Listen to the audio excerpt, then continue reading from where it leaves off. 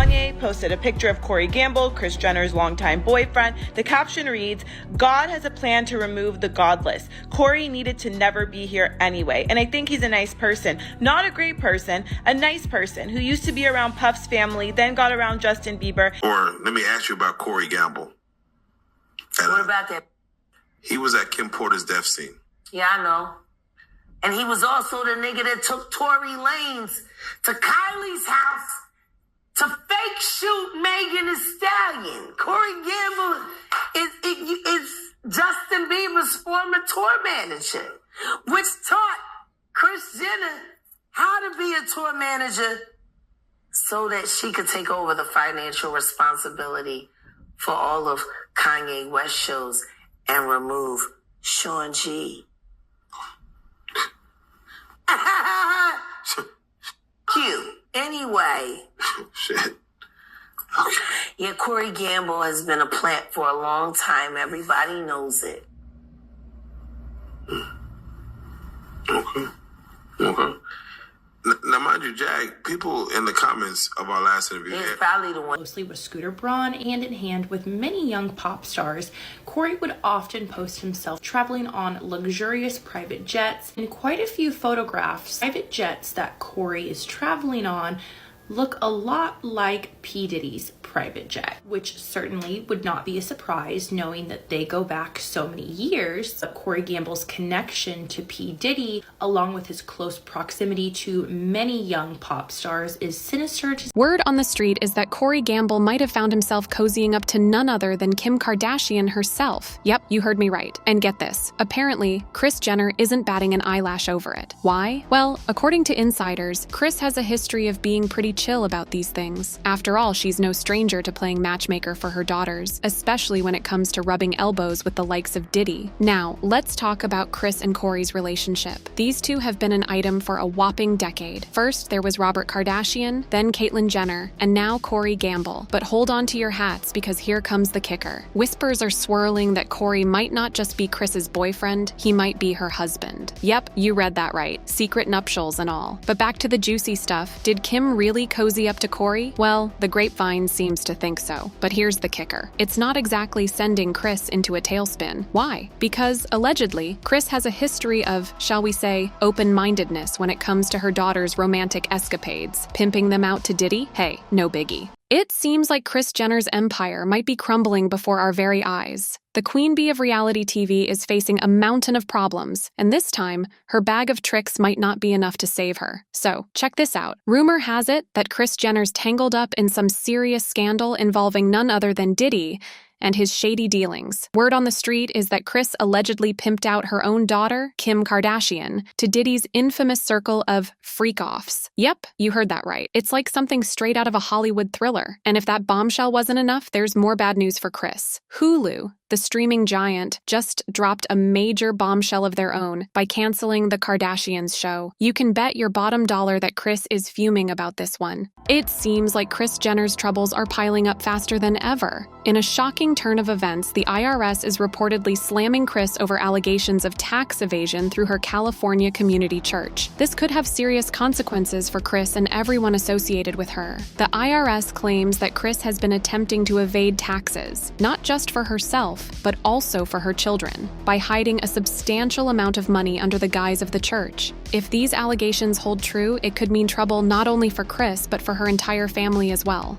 The potential repercussions are massive. The IRS has the power to seal Kris's bank accounts and properties, which could deal a devastating blow to her finances and reputation. And if criminal charges are brought against her, it could mean jail time for Kris and those involved. As the investigation unfolds, one thing's for certain. Kris Jenner's life is about to get a whole lot more complicated. Stay tuned, because this could be the beginning of the end for the Kardashian matriarch. Kris founded the California Community Church in 2009. It was previously known as the Life Change Church, and its lead pastor is Brad Johnson. He is a family friend of the Kardashians, and KUWTK viewers might remember him for officiating Khloe Kardashian and Lamar Odom's wedding. Some may see it as a shock that Kris founded her own church. However, the family has a long-standing association with religion and is regularly seen on their shows making prayers, and they also make posts about about it on their social media too. The main issue a lot of people seem to have with Kris having her own church is that there has been some speculation over the years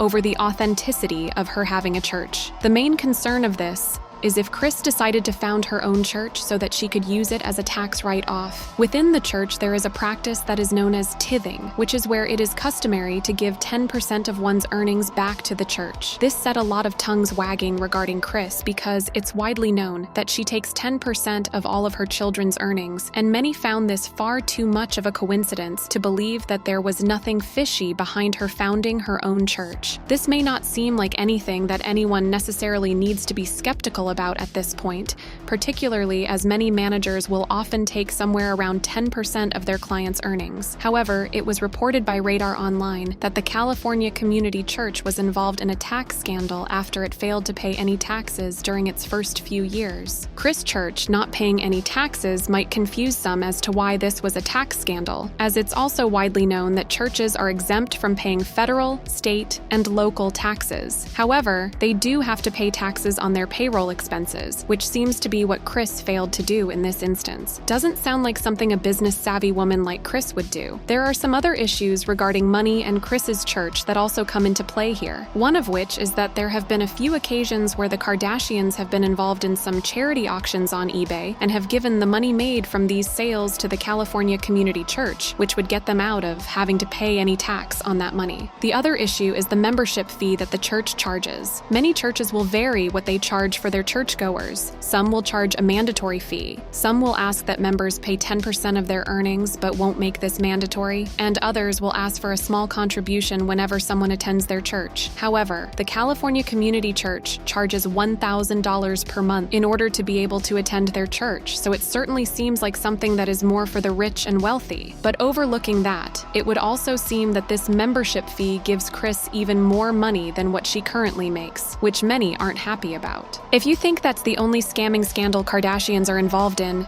you are wrong. The whole situation appears to be quite suspicious, and it certainly comes across as shady as F. But it still doesn't end there because a lot of things still don't add up about Kim's finances, and people are convinced that she has been inflating her income and network. Listen, these thieves' pockets have holes in them, and this is the kind of shadiness that is nothing new to the Kardashians, because we all remember how Kylie was exposed by Forbes for lying about how much her Kylie Cosmetics brand was worth, and she ended up losing her billionaire status. Well, Kim is still officially noted as a billionaire, but people think that she doesn't act like it. Last year, she was investigated by the SEC after she advertised the cryptocurrency Ethereum Max without adding a disclaimer to show that it was a sponsored ad and she had gotten paid to do so. By advertising without stating that it was an ad, she had taken part in a pump and dump scheme that was aimed at increasing the price of cryptocurrency before it was sold to investors, and she was fined $1.26 million.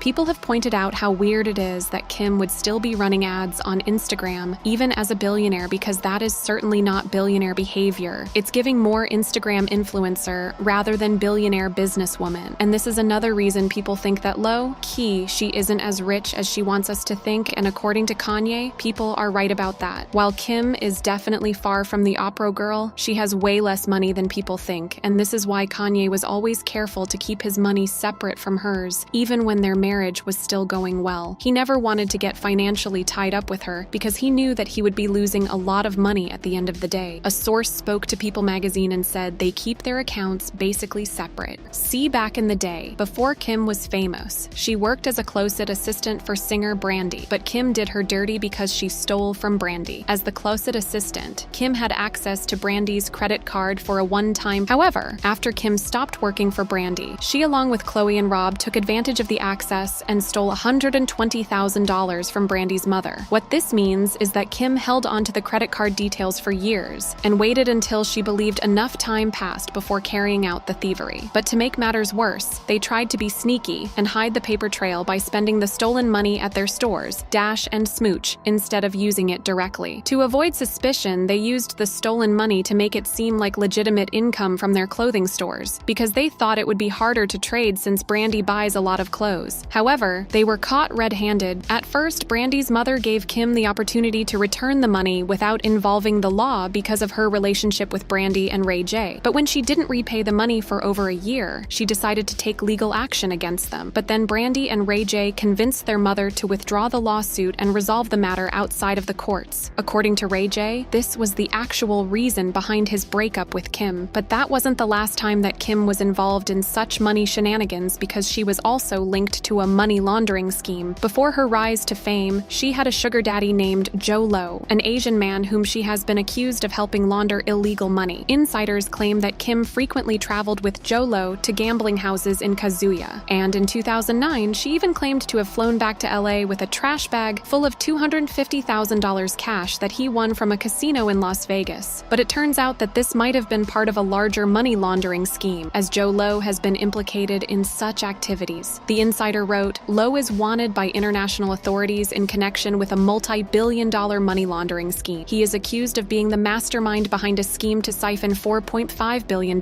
from the Malaysian state-run Economic Development Fund, One Malaysia Development Berhad. She was investigated by the FBI, but they couldn't pay anything on her, and it looks like her financial problems might have gotten only worse since her divorce from Kanye, because she is in a heavy debt of $48 million, which is just insane to think about. A year ago, she took out a mortgage of $48 million on her $70 million mansion, and the crazy thing is that she can't ask her family for help because every single one of them is heavily in debt too. Her mom, Kris Jenner, has a very long list of debt, and according to The Sun, she first of all took out a loan for $7.25 million in August 2018. But the following month, she was superseded by a new agreement for a whopping $40 million loan with the financial company Crosswind Venture Fund. Then in January 2019, she borrowed $5.2 million and $5.25 million in June of that year, according to property reports. Listen, everybody's borrowing money. Kylie also borrows $7.5 million.